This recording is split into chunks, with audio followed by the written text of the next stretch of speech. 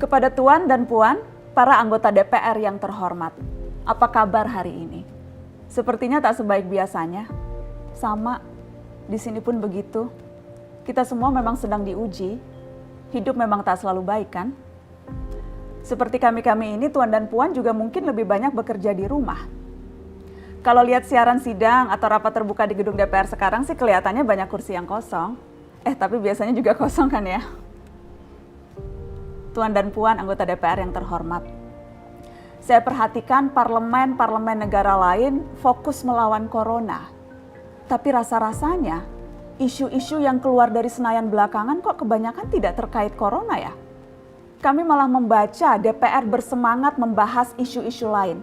Contohnya, rancangan Undang-Undang Cipta Kerja yang banyak ditolak karena dinilai mementingkan kepentingan investor di atas kebutuhan pekerja. Presiden Jokowi pekan lalu sempat menyatakan pemerintah dan DPR menunda pembahasan salah satu klaster di rancangan undang-undang itu, klaster ketenagakerjaan. Ini untuk memberi kesempatan mendalami substansi dan mendapat masukan dari banyak pihak. Berpegang pada alasan itu, maka sudah seharusnya klaster lain dalam RUU Cipta Kerja pun perlu ditinjau ulang. Karena yang lain juga bukan tanpa masalah, terutama dari perspektif lingkungan dan keadilan gender. Tidak cukup hanya menunda pembahasan satu klaster saja. Ada juga RUU lain yang masih nekat mau dibahas. Ada RUU KUHP yang tahun lalu diserbu unjuk rasa. Lalu RUU pemasyarakatan. Ada koruptor yang sudah ngebet pengen bebas kah?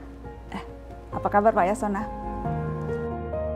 Terus terang saja, membahas undang-undang yang menyangkut hajat hidup orang banyak di masa seperti sekarang ini terlalu mengundang curiga.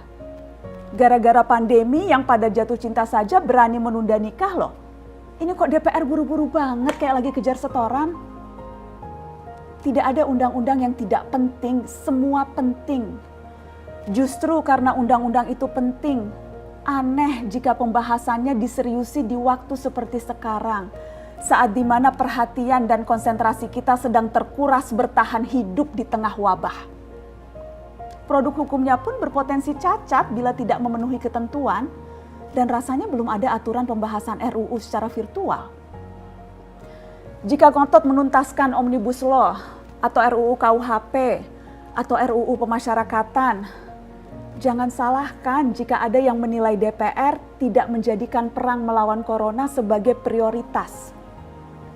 Saya percaya setiap tindakan dan keputusan di masa krisis mencerminkan skala prioritas.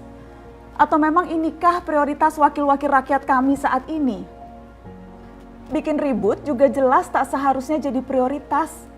Satgas COVID-19 DPR kemarin dikabarkan mengimpor jamu ilegal dari Tiongkok secara besar-besaran untuk pasien positif virus corona.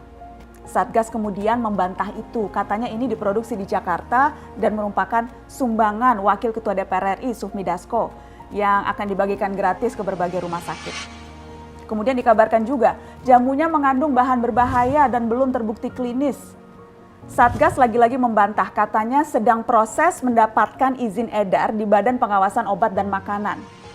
Sedang itu berarti belum kan ya? Tuan dan Puan yang terhormat, niat baik pun perlu proses yang baik. Proses yang semrawut hanya akan disusul polemik. Sementara sekarang kita sedang banyak-banyaknya menaruh harapan kepada negara. Tindak tanduk DPR salah benarnya akan selalu dilihat.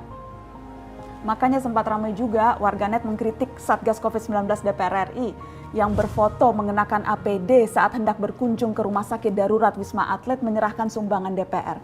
Ini dinilai melukai hati masyarakat. Tenaga medis kita saja bertaruh nyawa benar karena kekurangan APD. Tidak ada yang meragukan jumlah sumbangan DPR. Kami yakin pasti banyak, namanya juga DPR, beli ribuan rapid test saja mampu, ngeborong jamu apalagi. Tapi ini soal rasa dan empati. Kecuali ya, kalau yang dipakai anggota DPR itu APD yang lain, alat pelindung dewan.